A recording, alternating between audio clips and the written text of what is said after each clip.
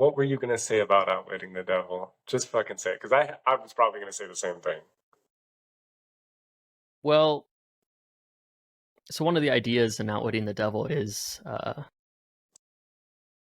drifting, I Yeah, guess, and that's that's where one I of was going to kind of go. He talks a lot about drifters and how, what does it say, 98% of the people 98% of people.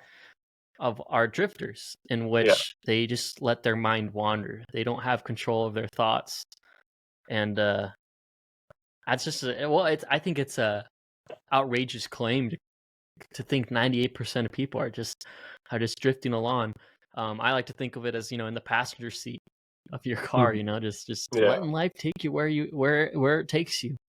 And in the book Outwitting the Devil, it's just kind of crazy because it's the devil claims to take those people who aren't in the driver's seat of their lives and the drifters and just control them. He puts them where they want to put them. And it yeah, it just clicks so much because it's just like, yeah, and like I think you could look at anyone in their personal life could look at it as like we're all guilty of drifting in some mhm, point, and the devil just takes you. If you're not in control, he takes you, and I think it's just a really cool idea, and it explains a lot. yeah. Well, in the book, he talks about using hypnotic rhythm, which the way he describes it is like nature's rhythm for something that you do to get you addicted to things or to do things over and over. Hypnotic rhythm in the book, he talks about how you can use it for basically an upward spiral in life, as well as like the way he utilizes it against people is like a downward spiral. He's like, if I can get you to like smoke, I can get you to drink, and I can get you to do all these other things, and it just puts you in this like rhythm of doing a thing and then getting used to whatever that thing is. And I had a hard time when I heard that. When I read that part of the in the book where he talks about how he has 98% of people, I was like, no, no. He's like, I got 98% of people within my grasp. And at first I was like, no, that's not right. But then when you think about it, the percentage of people, because he talks about people using their basically just utilizing critical thinking and making choices for themselves instead of standing with the masses of whatever they're saying.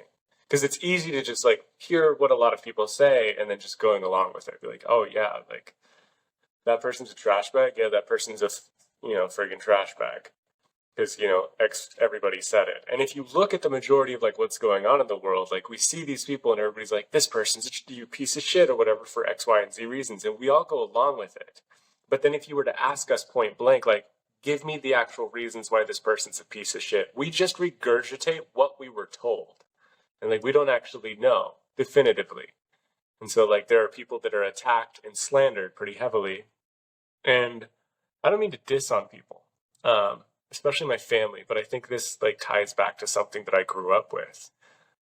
My mother would just slander people's names, just heavily slander men's names that she just didn't like, right? For whatever fucking reason. And so I remember growing up, she would just target specific men that maybe she viewed as like strong men or whatever. I don't know what, but she would target them and she would say the worst fucking things about them. Like the worst things that you just don't say about people unless you have definitive, like, legal proof that these people do these things. And I would grow up with these fears about these people. And some of them were even like my own family. Like I had an uncle or whatever, and she made this claim about this uncle that I had. And so growing up, I continuously feared this uncle performing such like illegal activity. And then I got to this point in my life where like I assessed it, I thought about it, I called my siblings, and I was like, hey, do you remember this? And they're like, yeah. And I'm like, this doesn't actually make sense. I'm like, yeah, I know. Like, this person lived 10 hours away. There's no possible way that when this incident happened, he was there within 10 minutes. And they're like, that's true. And I'd be like, wait, what the fuck? And for 15 plus years, I believed that like a person had done something like wrong. When in reality, like there was actually no physical possible fucking way that they could have been at that scene in that moment 10 minutes after. Like there was no fucking possible way. And it was like a spur of the moment, like say an accident happens. Say you get into an accident. I'm just going to comparatively, like, you get into an accident. And then say later somebody's like, oh yeah, like your cousin was there, like they were there in that accident, and it's like your cousin lives in fucking Alabama or whatever. Or say they live in like North Washington, and you're like, wait, what? Like, yeah, they showed up 10 minutes after the accident, and they took you to like the hospital. I'm just like creating some scenario. That's the equivalence of like what was happening at the time. And for 15 plus years, I believed that like this had happened. And it wasn't until like way later that I had to use like critical thinking that I was like, that's not fucking possible. Like, that's actually not accurate. And then I talked to the actual person. I was like, hey, I have this memory. Did this actually happen? And they were like, what the fuck? Like, you realize that's impossible. It's like, there's no way that I could get to that moment, that place, in that amount of time. And I'm like, that's so fucking true. But we will just take things at face value and believe them because it's easy. When bad things happen or things that seem off in the world, it's easy just to like make some shitty explanation and everybody just goes along with it. Like, oh yeah, fuck yeah, it works. And so we're all guilty of it. Like you said, like we're all guilty of just drifting. We just go along with what people say without actually using our critical thinking and being like, does this make sense? Does this make sense? I think it exists in every society and every group. Mhm. I'm just thinking about it right now. I mean, thinking of the biggest society, us as, a human species. I mean, just to put an example out there, I've been watching The Chosen. I don't know if you've heard of it, the TV series about Jesus and his story, basically the New Testament. And it's a really cool series because it just shows how, Jesus comes and he has just mindset that's different than everyone, every group, the Pharisees, Sadducees, the Gentiles, the Jews, all the groups. He has views that are different, views that are higher. And it just shows that, as a society, we just believe what we're told. As humans, us in the United States, believe about other countries, about other groups. We just, repeat what we're told, and we don't think for ourselves in a lot of that areas. And, in our cities, in our, at our workplaces, at our churches. I mean, I think in every group, you're going to find that. And I think the only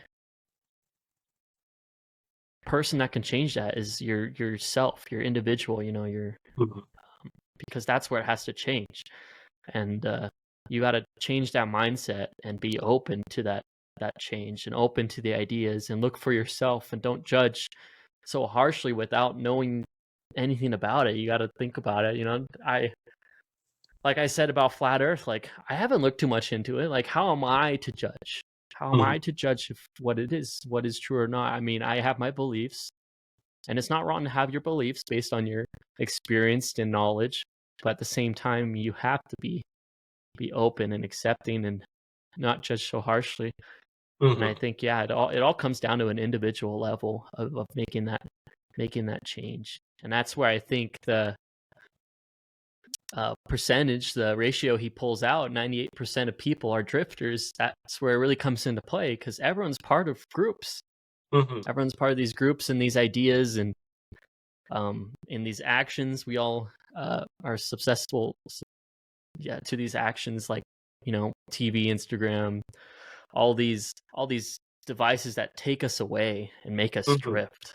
And that's where Satan can really just take us, in the terms of the book, is just you have to make it an individual choice to be conscious and take actions for yourself to learn about these things.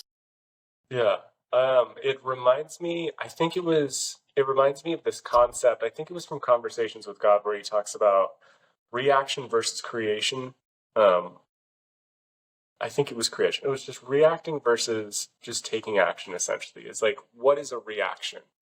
It's an action that you've previously just coded into your brain. And so, like, we do things that we have just continuously done time and time again. And so, like... It's response versus reaction. Yeah. Response versus reaction. And so it's like, it's the difference of, like, something bad happens, or we perceive to be bad. And if you've, like, read... Napoleon Hill's other book, not Outwitting the Devil, but Think and Grow Rich, he talks about how every storm has the seed of an equivalent gain, or every problem has the seed of an equivalent gain or advantage. And we talked about it last podcast, where like somebody could walk up to you and be like, fuck you. And you could be like, oh my God, how could you talk to me like that? Versus being like, haha, yeah, like, fuck you too, man. Like, and just laugh about it.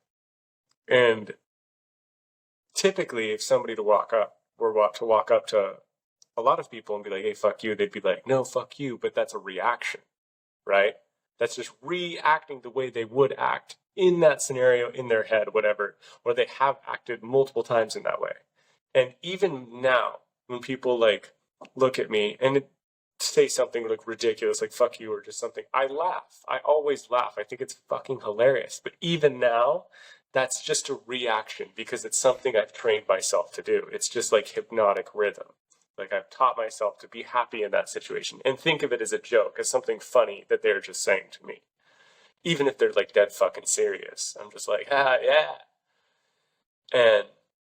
But it's still currently just a reaction. But when I first did it, when somebody like, I had somebody that was talking shit or whatever, and I first was like, I could respond poorly, and then I was like, wait, no, like, I can see it as something funny and turn this around and make this entire, like, interaction hilarious between both of us. And I tried, and I succeeded. And I was like, oh, this works in changing this scenario to a positive one. And so I just did it over and over to where now, like, it's just funny to me. But now it's just a reaction instead of creation.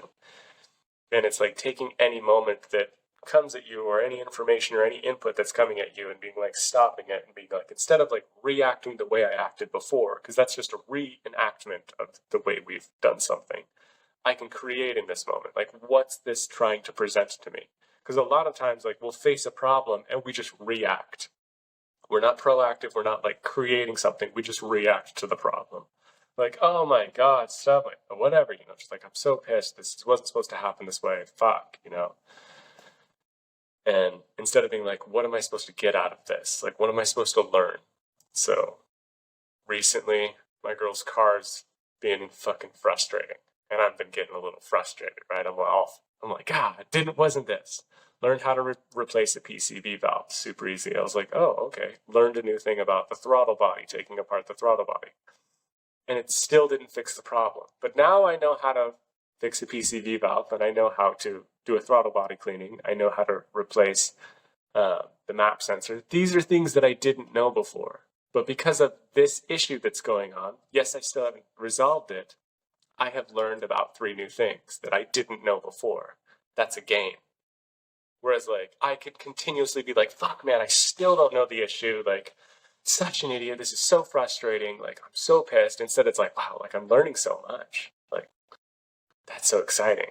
And it's the difference between, like, hypnotic rhythm of just getting frustrated the way I probably should have before. Not should have, but the way I would have before. Versus now, I'm like, wow, like, I didn't know about that. Now I know this. Yeah, I think they go hand in hand. If you look at like reaction, that's drifting.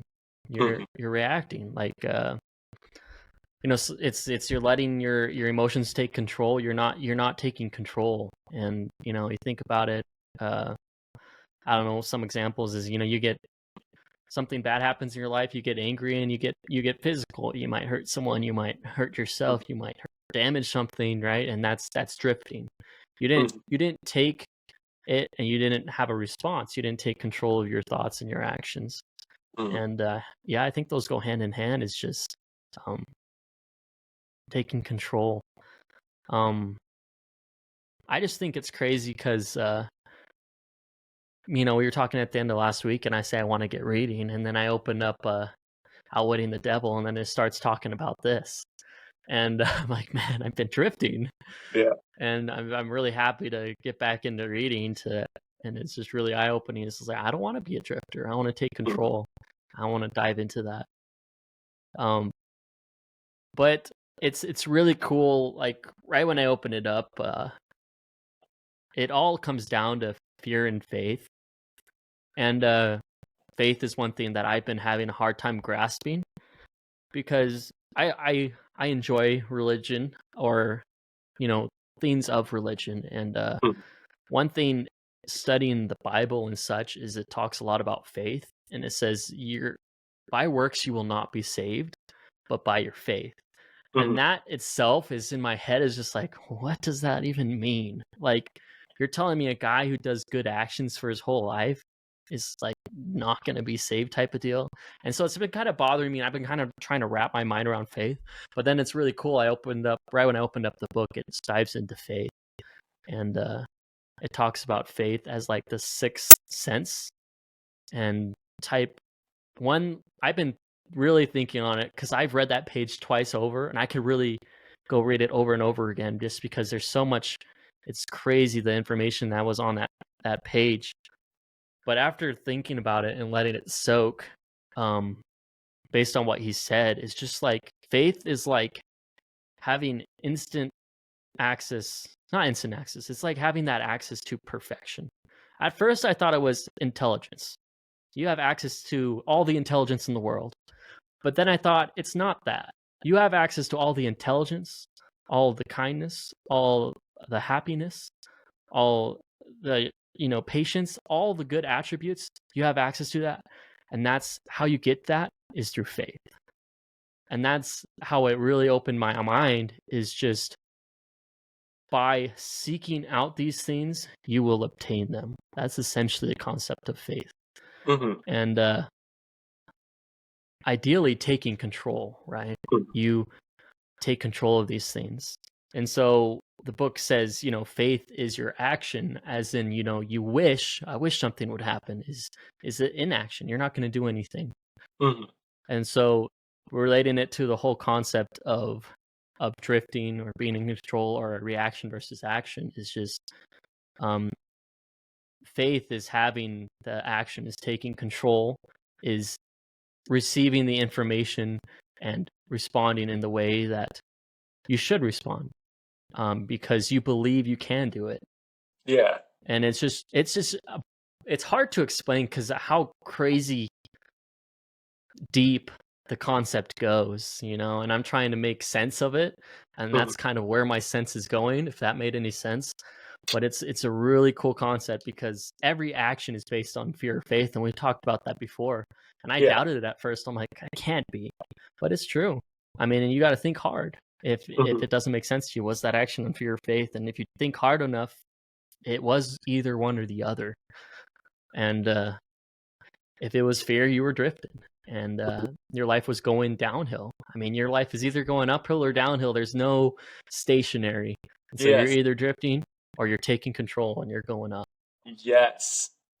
That is a concept that I am very much, and I would say married to, is you are never actually stagnant. You're never still. You are never still. You are either moving forward or you are moving backwards. You are never just stationary, like not doing anything. Even when you're meditating, you're either growing or you're decaying. Like you can't just be in one place. And it's the same concept that if you look at any life form ever, like are they either growing or are they decaying? Like they're never actually not moving or not moving forward or not changing or evolving in some way. And so like if you were just drifting, you're decaying and like losing. Whereas like if you're taking action, choosing and acting out of faith or like love, you're growing. And when you're talking about faith, like when you think about faith, like what is it? It's this idea that like no matter what happens, I believe the outcome will be positive. So even if something bad happens, I still believe that there could be a positive outcome afterwards. And it's this concept of like, no matter what happens in the meantime, I'm going to continue trying. So like, if you look at it from a religious perspective, so we're going to take it out of the religious perspective after this, but like put it in a religious perspective. No matter what I do in the moment, I believe I'm going to still succeed and try to do better. So like say religious perspective, like, oh, you made a mistake in the eyes of whatever faith that you follow, religion that you follow. Faith is the concept of I can still do better and continue trying again. Whereas like fear, or let's put it in an aspect of fear, is like if it's not faith or not love, essentially it's this fear. It's like I could never succeed. I'm going to be a fuck up for life. I accept it, whatever. Whereas like faith is like, I'm going to try again. Like I want to see if I can try again. Right. It's the same thing with like taking it out of religion. I think we can innately be born with faith as well, but it's something you have to build. Like it's something you have to continually try at. Yes, you were born with a certain amount of like understanding of faith. Like when you're driving your car, I loved this. Somebody talked about this. When you're driving your car, like the only thing that stops you from worrying about the person in the other lane turning and hitting you, who's in the opposite lane of you, who's driving in the opposite direction of you, the only thing that doesn't stop you from absolutely fearing that is just faith that they're going to stay in their lane. Just this belief that like, yeah, they're going to stay in their lane. It's going to be fine. And that faith keeps you alive on the road and keeps you chilling, just getting from A to B without worrying about a damn thing. Like, yes, things happen in life, but you're going to be fine. But I think the whole concept of drifting and acting in like versus acting in faith or acting in love is like, bad thing happens, car breaks down. I'm continually like, okay, I gotta try again. Whereas like if I tried first time, wasn't the PCV valve, didn't start up, and I gave up, that's failure. Like if I was just like done, not trying, not doing anymore, I'm fucking done. I'm decaying now. Like so long as you continually try, you'll get your outcome. Like when her bearing assembly went bad, I thought it was going to be the hardest fucking thing in the world to replace. It took me like 2 days. It was difficult, but I continually learned more and more like, oh, this didn't work, I'm taking this apart. And I just continually tried over and over and over again. And finally, the universe gave me whatever the fuck I wanted, which was a fixed bearing assembly. And it's this idea of just continually acting in faith that no matter what problem comes at hand, there is a seed of understanding of figuring this thing out.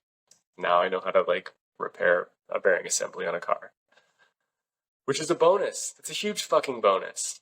That's amazing. Like that's exciting. Whereas like a lot of people like, oh, bad thing happened, took it to a mechanic or whatever. They fixed it. Oh, so frustrating. I'm so pissed. That cost X amount of dollars. Like, oh, and that's acting in fear or reaction. It's just this like, oh, problem. I have no control. I think faith goes hand in hand with the law of attraction. Mm-hmm. It's basically by believing in something, it will guide you in that direction. And outwitting the devil even goes into that a little bit.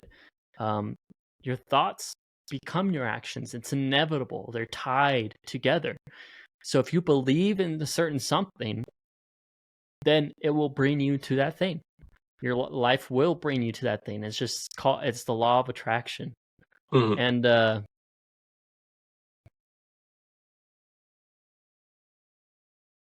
yeah, it just shows that. I know Andrew Tate talks about how he doesn't believe in depression. And he says, it doesn't matter whether depression's real or not. Because I choose not to believe in it, then I will never be depressed. And it just shows that concept. And it's like the concept of God. Why be an atheist? I just don't understand the concept of being an atheist. Sure, there can be negative outputs of religion, but what does it hurt to have that hope and faith that there is something after this life? It's only going to lead you to better actions. And so by believing in a certain success, then you will essentially get to that success. What happens, like the only reason why you don't get somewhere, don't achieve someone, is because you stop believing that you could. And so I think overall in life, there comes to big faith and little faith, right? You got to believe that the car next to you is not going to hit you. But you also got to believe if he does, it's going to be fine. And so you got to have all these faith in your life that everything's going to be good and you're going to get to where you want. And by having these ideas, the law of attraction will lead you to them. And that's essentially what faith is. Well, it's the difference of getting from A to B. Like, you start, obviously anything you start, it's going to be difficult at first. You're not going to know what you're fucking doing. And then you hit either a roadblock or difficulty. And if you give up, then you're not going to get there. It's the difference of like, I believe I'm going to get there even if like I get hit with a bunch of things and like I'm just going to be excited about it. And It goes back to the story of the tortoise and the hare. Like the hare kept getting distracted, right? He'd go super fast and then he'd get distracted and go off and do something else and start drifting, right? Whereas the tortoise just kept trying. He's like, I'm just going to get there. I'm just going to go get to the end. And he just kept walking forward. And he was the one who ended up making it. And I think it's a great example of faith. Like he just believes he's going to get there. And that's the thing he's focusing on. Like he's just, I'm going to get this outcome. And the universe gives it to him. Whereas like the hare just lets himself drift. He gets distracted, starts talking to, whoever else, starts doing other things along the way. I got all this extra time, whatever. But the person with faith is the person who just continually tries. And if you look at anything you've ever done in this life, like fitness, like if we look at working out, like all I wanted when I started was a six pack. My brother, I remember he turned 12 and he immediately had like a shredded 8-pack. And I was like, I want that. Like I want to have that. And so I started doing a bunch of, sit-ups, and so did you. And like, we just kept doing a bunch of fucking sit-ups. And for like 3 years, there was absolutely no results. And like, after the first year, anybody would have been like, hey, fuck this, man. Like, I'm not going to get the 6-pack. I just don't have it in my genes. It's not in me. But 2 years in, I'm still fucking doing sit-ups. Like, I'm going to get these abs, man. I'm going to get them. 3 years in, I was still just as fucking determined. And then finally, like the 4th year hit and like they started to show up. And I was like so happy about it. But any drifter in the drifting mind would have given up after the first month. Fucking first year, like they had just stopped doing it. Whereas like I know 3 years is a lot. And for a lot of people, that's not the case. Like some people start working out and they get their 6-pack within like a couple of months. They're like, oh, that wasn't that bad. But it's just the difference of trying again. So what if it took me 3 fucking years? Like, who gives a shit? I got what I wanted in the end. And I don't see that 3 years as a loss. I don't see any of it as a loss. I see all of it as like a huge gain. Like the 3 years that you and I were just calisthenic. That was one of the coolest fucking things. Like we got so many good experiences out of that. Like so many fun, like working out experiences, even though like we weren't big. We weren't like shredded to the bone or anything. We thought we were tough or whatever, but we learned so many different lifts. And in the long run, it gave us more of a benefit when it came to like form, practicing the same shit over and over, little by little, like not putting in huge, like not trying to get huge amount of growth, just doing the same fucking thing until you get the outcome that you want. So Yeah, it's not about the time. I mean, one thing I've really focused on is just the journey. Everyone's on their different journey. mm-hmm. It doesn't matter how long it takes you. It just matters the direction you're going. I mean, you may never get there. It's okay. It's about the journey. You got to enjoy the journey rather than the destination. I know one thing is, I'm almost 28, and a lot of people in my family and in my religion have been married, in early 20s, if not 18, 19. And so there's a lot of pressure, but at the same time, it doesn't matter. It's the journey. Everyone's on their different journey. I can't compare myself to other people. I have to believe that I'm in my right journey. And it doesn't matter how long it takes to get there, as long as I'm going in that direction and I'm enjoying it. And one thing is, the guy that got the 6-packs in 3 months versus you who got it in 3 years, you had a funner journey and you have a lot more experiences that you could share rather than he had a short trip, 5-minute car drive. You had a 3-hour long, awesome drive through the mountains and the valleys and everything. And it just comes to remind me of something I've been thinking of this, going back to how it's never, stagnant. Your life's never stagnant. It's always up or down. I think of it like, the stock market. You look at those trend lines and they're never like this. Never. They're going up or down, right? But a lot of them are doing this on the way up, right? Or going like this on the way down. And the same thing with our life. And so the point at which most people give up is you got a line that's going up like this and it starts to dip a little bit. And I think we're all guilty of it. I'm guilty of it. Thinking about a lot of concepts in my life is, you're grinding, you're seeing some success, and then something hits and something goes bad. You're working out, you get an injury. You're making a song and you release it, doesn't get any views. But in the stock market, when you got a line that's going up like this and it dips a little bit like that, what happens after that? There's an impulse to move It up. goes back up. And so a lot of people, they'll give up when it dips a little bit and they'll stop.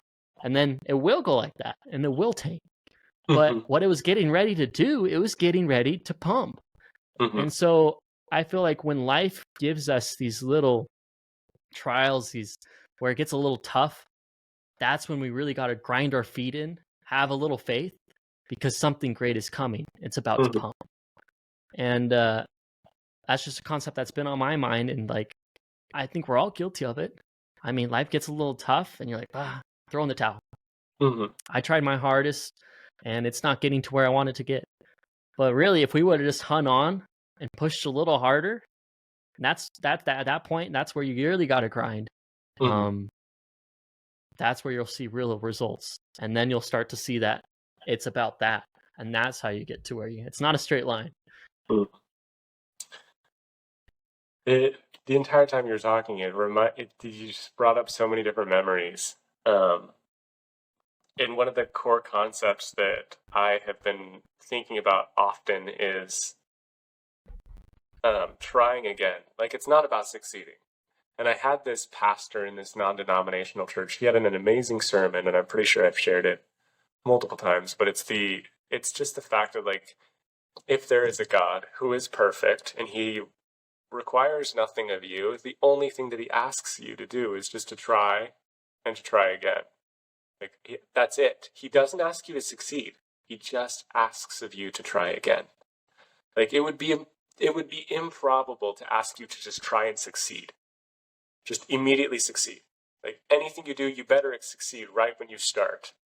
Like, that's crazy. That's absolutely insane. And I remember this sermon, and I loved this concept because the way he described it is like, no matter where you land, your all power, your deity, your higher consciousness, whatever, your God will meet you in that moment, and he'll say, let's try again. And I remember when he was giving this sermon, he's like, it doesn't matter if you try and you land as a drug dealer. God will meet you there and say, let's try again. And it doesn't matter if you try and land as a doctor.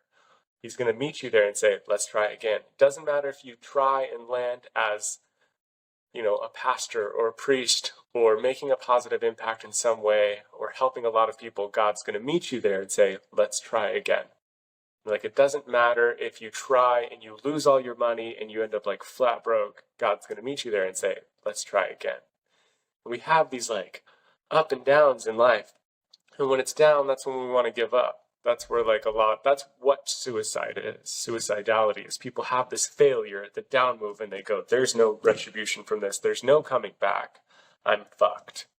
And they suck themselves into this like downward spiral. And maybe they get into drugs. Maybe they get into things to try and like ail the issue of their mind. And so they're on this downward spiral of drinking or taking X amount of drugs. And they're just like drifting until the final moment where they just give up, where they're just like, my life is so fucking disorganized and so messed up that it's just time to go. It's time to fucking give up. Instead of just trying again.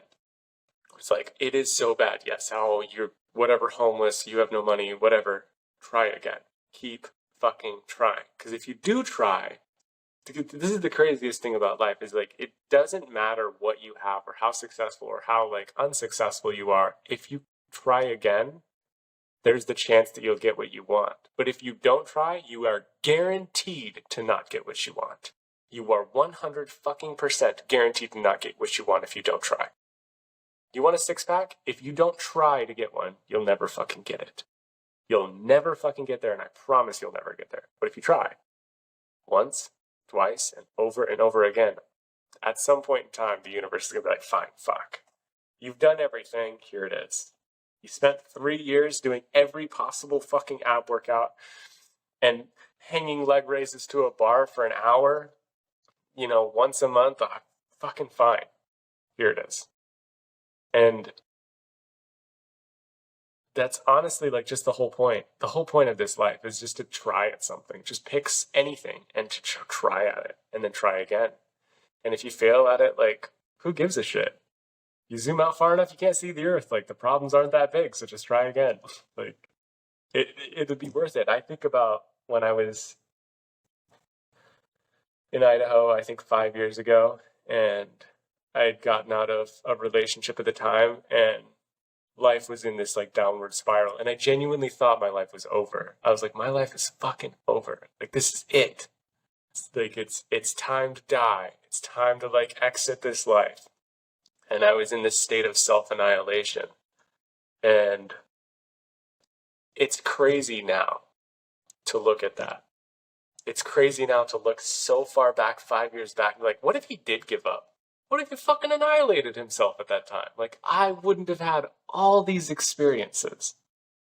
And like, I'm genuinely really happy about life. Like, no matter, like, and you've seen me at like some really fucking low spots. I'm still just like, like, good shit's gonna happen. Like, it's coming. Like, if I keep trying. And life has never been more worth it. And we look at these bad things or these like happy things, and it's the contrast that we're looking for. It's this exciting like difference of these tastes of like failure and success. It's like, wow, like there's this huge fucking spectrum of what we can experience. So what if things go bad for a little bit? So what if they go bad for 3 fucking years? So what if they go bad for 5 years? Keep trying. Like, in the end, it'll be fucking worth it. It always is. And if I had given up when I thought my life was over at 21 years old, I wouldn't be living in Hawaii. Like, I wouldn't know how to surf. I wouldn't know how to do a lot of the things I do. It's like, why give up when things seem fucking horrible? I don't know. It just, analogy I like to think about is, the flower needs the rain, as nature needs the storm. I think about here in Idaho, we have horrible winters. And and I'm here hoping that we don't get much snow, and I'm talking to someone and I say, man, I just hope it's just light snow this year. And the guy says, he's like, no, I hope we get a lot of snow, because that means a lot of water and a lot of water for our plants and our farms and our nature. And I'm like, wow, that's an interesting way to look at it. But is it so true? I mean, even just making a metaphor of like you and me, right? Is, Idaho has this horrible winter. You bail out of Idaho. I stay in Idaho. I get to enjoy the beautiful summers from the horrible winters. And you don't get to enjoy that. Just a metaphor, but it's just in life, it needs the storms. It needs the hard times, because without them, we can't have the beautiful times. If it was all sunshine and rainbows, we wouldn't enjoy it. We need some contrast. There needs to be an opposition in all things. And just thinking about this, when according to the law of attraction, if you believe you can attain something and you maintain that belief, you will attain that thing. But if you believe you can't, you won't obtain that thing. And going back to my idea of faith versus wish, it's going to be, faith is going to be your uphill. And then you're going to have the hard time, but faith is going to keep pulling you. If you maintain that belief, it's going to keep dragging you up there. While if you think, I don't think I could get there, but you have that wish, you're going to go down. I don't think I could get there, but I hope I get it. But I don't think I get there, but I hope I get it. And that's going to be your little ups. And it's just interesting to think about, because I think essentially, what is pulling you? What is the law of attraction? And from a religious point of view, I think it's God. He's pulling you to what you want to achieve. As in the opposite end, it's the devil. He's pulling you to what you don't think you can. And so it's this contrast, but you choose. It's your belief. What do you want? Do you think you get there, or do you not think you can get there? Whatever your belief is, it will bring you in that direction. It reminds me of this quote from the Tao Te Ching, one of the chapters. And the Tao Te Ching is a very simple book. It's 81 chapters. Each chapter is like, sometimes it's only one sentence and sometimes it's a whole page. But there was one very simple. It was be careful where you are headed. You may end up, no, what is it? Be careful. I'm going to butcher it, but it's basically like be careful where you're headed. You'll end up where you'll end up in the direction that you're going. And it's a very simple concept of like, wherever you like think you're going, it's where you're headed. Like, if you think, oh man, I'm headed to failure, I'm headed to fuck up, you're going to get there. You're going to get to failure. But if you're like, I think I'm going to succeed, I think I'm going to succeed, you're going to end up getting there. And it's like, whatever you're headed, that's where you're going to end up. And it just ties back to that concept of like, all we are is just mirrors. And whatever our input is into that mirror is going to be our output. And if our input is like really depressive thoughts, really depressive music, like, oh man, I hope this bad thing doesn't happen. And if we believe in the law of attraction and we understand just the concept of humans being mirrors, of being reflective surfaces, like that's your input, like, oh, bad thing, I hope this doesn't happen, like, oh, sad music, whatever. Guess what's going to happen? Guess what you're going to see in that mirror? Guess what the law of attraction is going to give you? Guess what your God or whatever you believe in is going to give you? Exactly that. It's going to give you that depressing time. It's going to give you that shitty time. The universe is going to gift you that shitty time. And it's a gift. Like, no matter what it is, like, it's a gift. If it's a bad time, it's a gift. It was given to you. You essentially wanted it. Mm-hmm. Through your desire, through your thoughts, you asked for it, and you got it. You got exactly what you wanted. How exciting, no matter what the outcome is. Like, you wanted a bad time, you got a bad time. Thank fucking God. Like, bonus. Like, you wanted a good time, you got a good time. Thank fucking God. It was a gift. And I think something I was thinking about in my car, I ended up like, this is something I was just thinking about this last week, is like, anything beyond birth is a gift. Like, anything beyond being born is a gift. Every bad time, every good time, bonus. Bonus. You stub your foot, thank God you have feeling in your feet. Like, bonus. Like, you break your... Do you remember how many times I broke my fucking arms growing up? Like, it was ridiculous. Bonus, though. Like, you can look at it as like this terrible thing, but now I'm super careful with like the things and the stunts and the shit that I do, and I'm like, oh yeah, bonus. It's like, especially recently, I've just been thinking about this concept of like, if we look at life as like everything after birth is a gift, you're just going to spend your life grateful and happy. Whereas like, if you think life is a curse and it's fucking terrible and evil and like really sucks, that's going to be your outcome. Like, that's what you're going to see. And I think it just ties into the concept of like, I'd rather be a grateful man than a man that just wants. Like, I would rather be grateful than just wanting. Because like, the experience I'm going to get, whether you believe in the law of attraction, whether you believe in God, whether you believe in hypnotic rhythm or the universe, whatever, what nature tells us, what life tells us is whatever you continually think or believe is what you're going to get. So if I believe I just want to be grateful, guess what life's going to give me? Reasons to be fucking grateful. Like, over and over and over again. He's like, I'm going to give you a reason to be fucking grateful. You want to be grateful? You want to keep experiencing that shit? I'm going to give you a reason to be fucking grateful. I think that's exciting. But we get to choose. We get to paint that canvas with whatever the fuck we think about. Whatever we're looking at, whatever our input is, whatever our music is, whatever movies we're watching, that's our input. And so I think drifting is easy for a lot of people because their input isn't something they're controlling. So they just tend to drift because they're watching something that's negative or sad and they can easily engage with without thinking too much, without actually like thinking critically. And then the output is related to whatever that input is. So they're just in this like, oh, life fucking sucks, or Ukraine, Russia. Oh gosh. I think it just shows you got to be really careful about what you're thinking, where your attitude's at, because essentially it will guide you in a certain direction.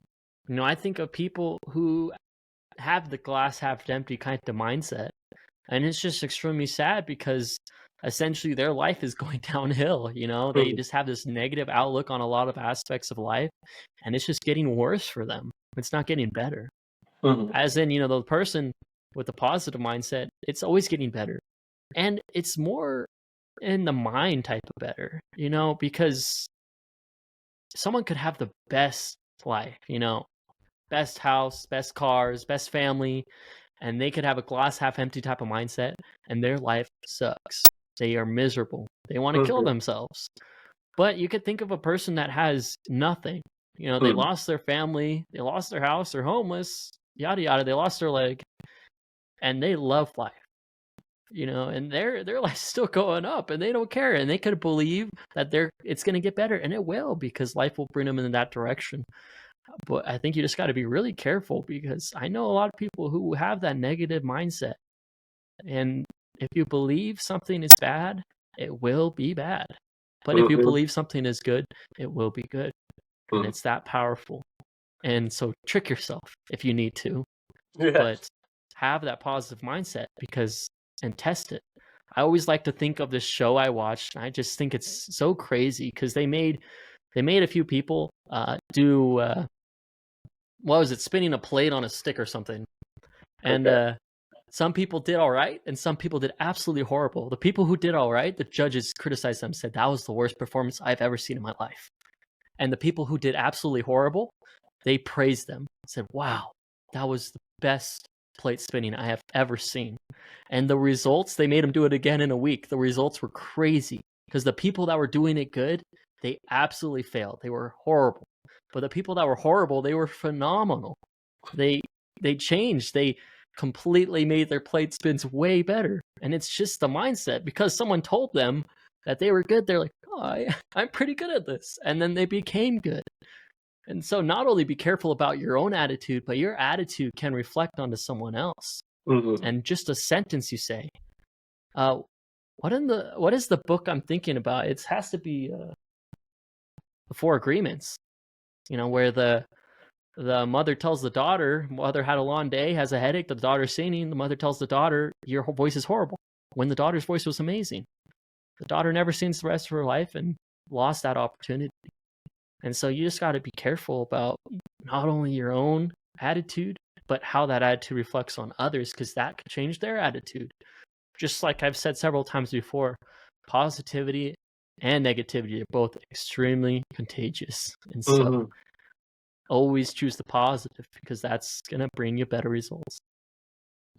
It ties along to this core concept that I'm very, very adamant about. And the last 3 years, I've been focusing on this concept for my life. And honestly, I think I'm going to build like my brand around this concept. And it's just impact, this idea of impact. The most important thing that you have in this life is your impact. And like we say, like whatever you put out will come back. So if you're putting out happy thoughts come back. Like happy things come back. You put out gratitude comes back. Like reasons to be grateful. And I think that I have this, it's just this thing that I've been writing about for the last couple of years. It's just me personally, I believe that the most important thing that I have in this life is my impact. And I felt pretty aimless, like firing from the hip for a long time. And then I just, especially after like 2022, like I was very like distraught after like some personal losses. And I came to this like deep conclusion that I'm correct. My impact is the most important thing that I have in this life. And it's because like I get to experience gold with this positive impact. And because I've focused on my positive impact, or whatever I can do with my impact, whether it's positive or negative, if I can focus on making a positive impact, what comes back is like gold, like absolute gold. And I think we talked about it in a prior podcast. It's like you making music. If I continually cheer this on, I get to see the magic happen firsthand and unfold real time. Whereas like other people may look against your music or talk down on it, and it's this negative impact. And so what they get back is none of that music, right? Whereas like I'm like no, I want to hear it. Like I'm so excited, and it's exciting and like fun for me, and it gets better and better and better. So like I get to hear your music get better and better and better, and it's just this magical experience. It's this like truly like enthralling and captivating experience of like watching this progression happen. And it's truly fucking magical. Like it is really exciting to see real time. And this little impact started years ago.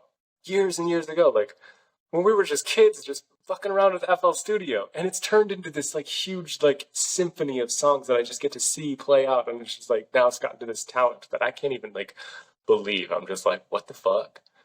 And it's like these little things is just like impact. And I go to Walmart all the time. I can't say that. I go to a grocery store all the time, and there's this guy there. And Kaylee is always giving me shit about it. She's like, why do you go to this place? Like, go to this other grocery store. It's so much happier and brighter. The vibes here at this one is like so much more negative.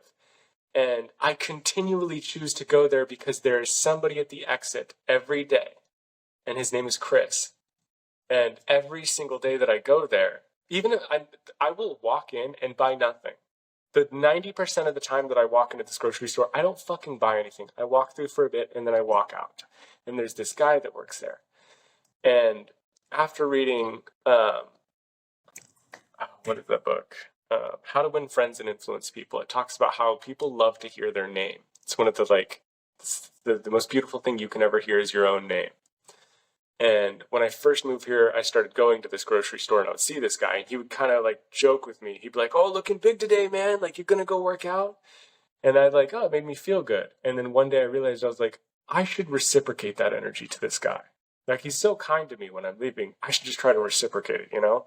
And one day I did. I was like, hey, man, like, how's it going? And I saw his name tag. And I was like, have a good day, Chris. And he, like, smiled, like, real big. He's like, yeah, thanks. What's your name, man? And I was like, oh, Tanner. He's like, yeah, good to meet you, bro. And it, like, made me feel really good.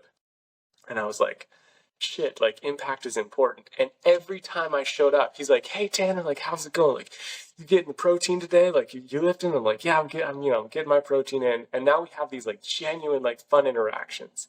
And my girl still, like, gives me shit. She's like, why do you go there? It's like, because, like, I'm putting in on a positive impact.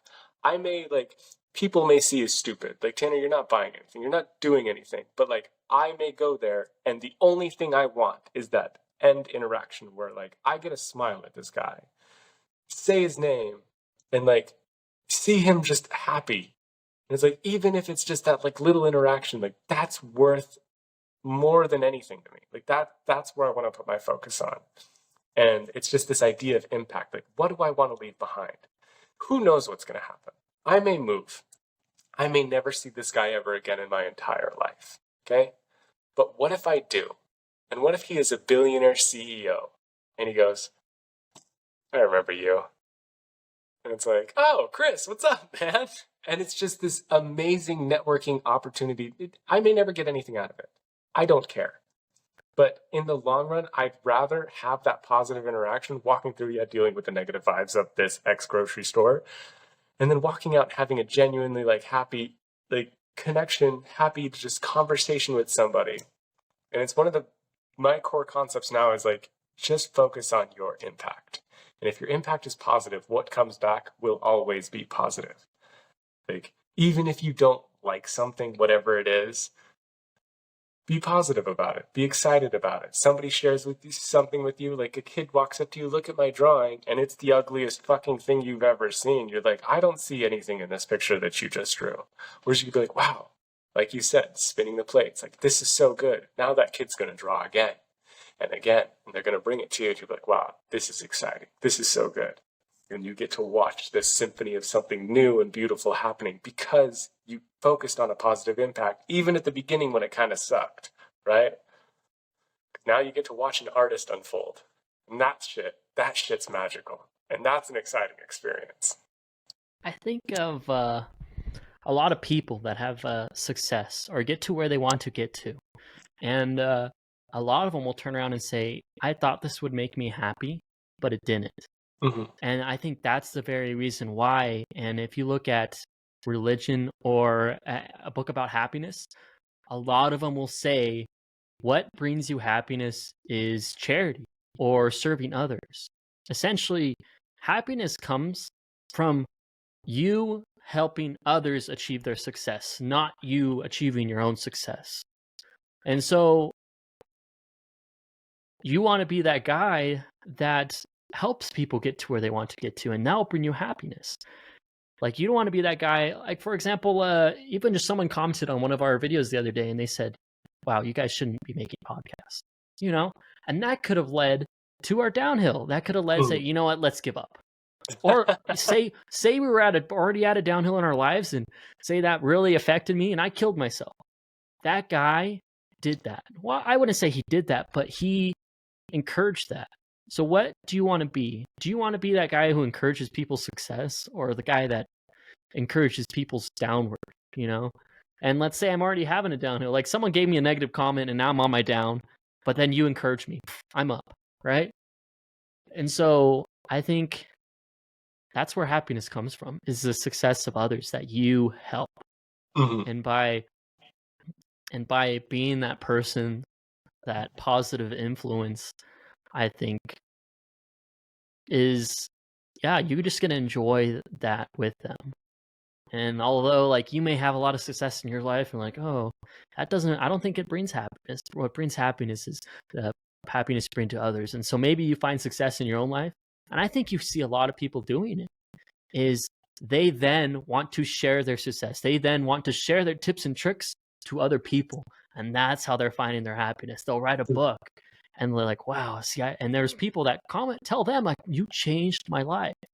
Like you told me what I needed to do. And they're like, wow. And so I think people got to realize that's where happiness comes from. It's not your own successes. It's from the successes that you help in others.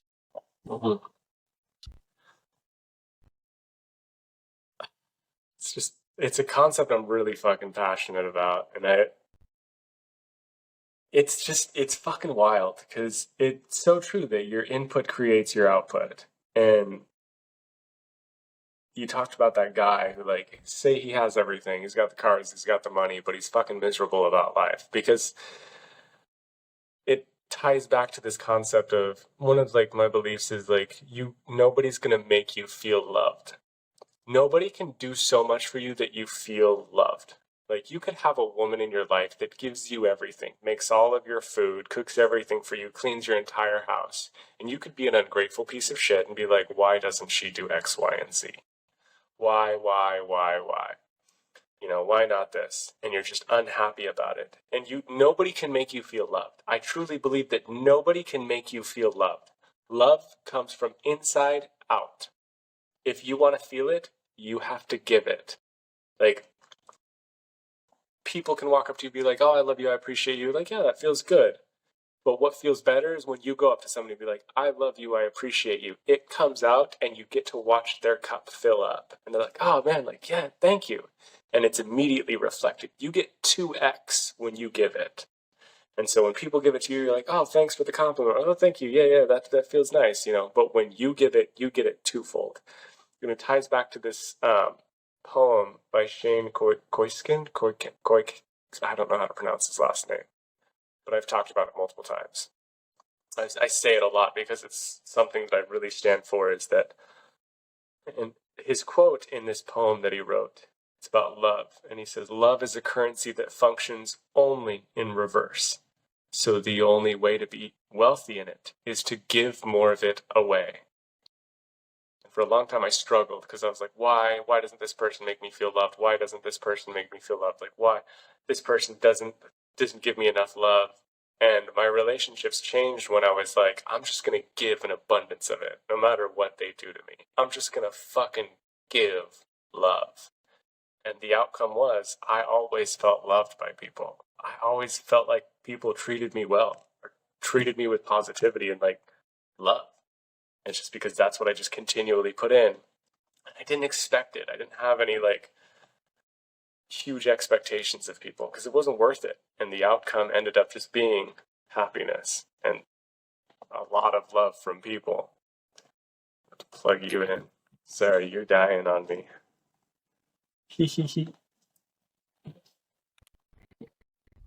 No, I agree. I'm trying to think of an analogy. I know there's a scripture that goes, I'm trying to remember it, but it says something about giving freely. And I feel like I would really apply to this. But it's not about receiving. And I think in relationships, I've learned that the hard way is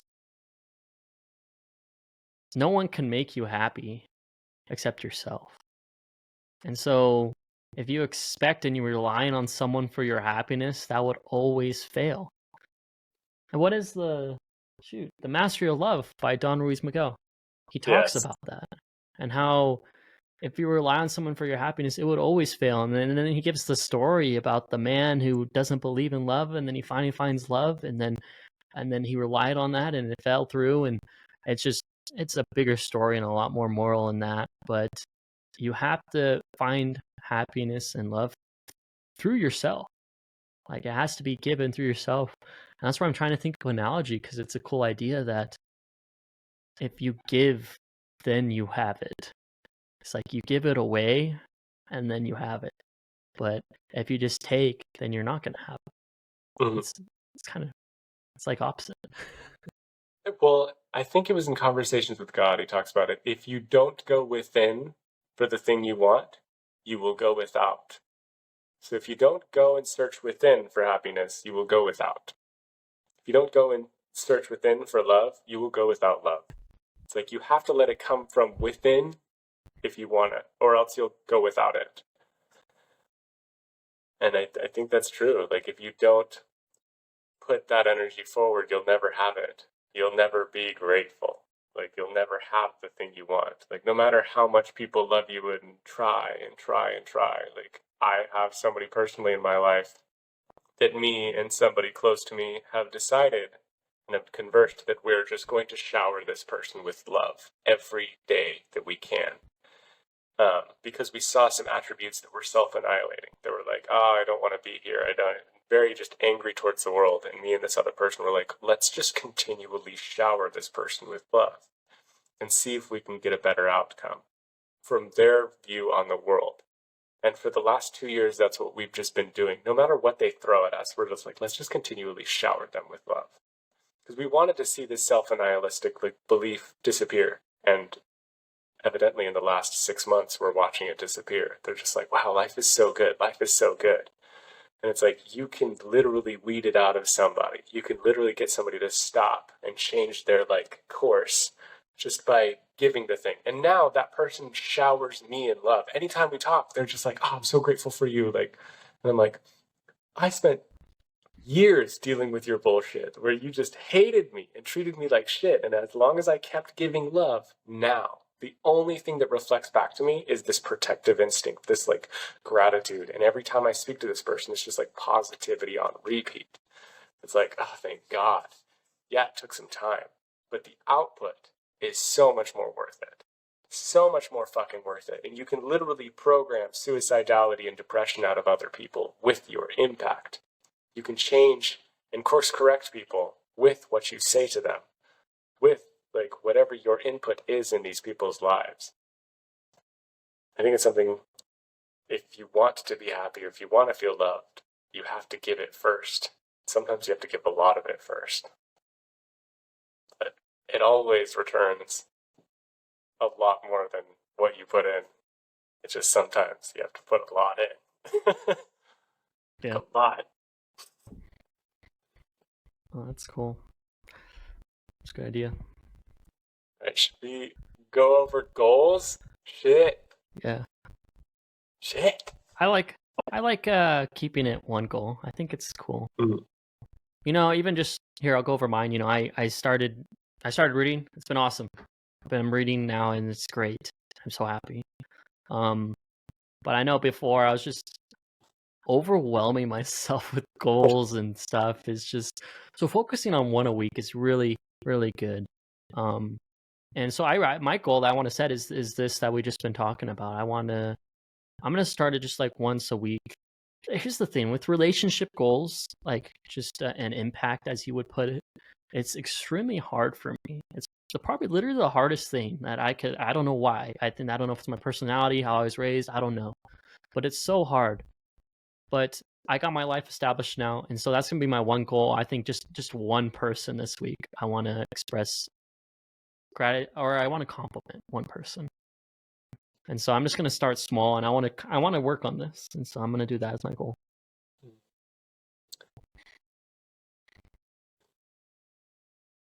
Just to coincide with that, something that somebody once told me was, it was a mentor of mine early on, was if you want to connect with people more, when you meet people or see somebody, pick something you like about them immediately and tell them. It was really hard for me to do for a long fucking time. Like I tried and tried, and it was fucking difficult. Like even if I liked something, it was hard for me to go out and actually say the thing because it's vulnerable. It's like, what if they like, Yeah. you know? But that's something that I've utilized in my toolbox. Is just like if I see something I like, I just point it out, even if it comes out sounding super weird. Like a girl has pretty nails, like, oh, dude, those nails look fucking dope. Like, sounds a little gay, but her day is nice. Yeah, well, that's true, and so that's why I want to work on it. I'm gonna work on it. I like it. I love it. That's a good goal. All right, what's mine? My last one was maintaining my diet, I think it was, or training, which I've been consistent with. I've been really good on my fitness. I'm in this hypnotic rhythm of working out and maintaining my caloric intake. It's going up, it's good. It's still above, staying above, gaining weight. Surplus. So for my one goal this week, I'd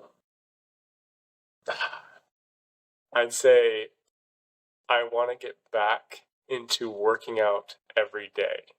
Not like 2 hours every day, just every day. Just doing a thing every day. And so at least 15 minutes of physical exercise, whether it's like crunches or whatever. I've got a gym here, so just every day I want to do it. I want to do the thing, even if it's not a big thing, just a little thing of working out every day. So that's my goal. Just every day, 7 days. I'm just going to do a thing. Sweet.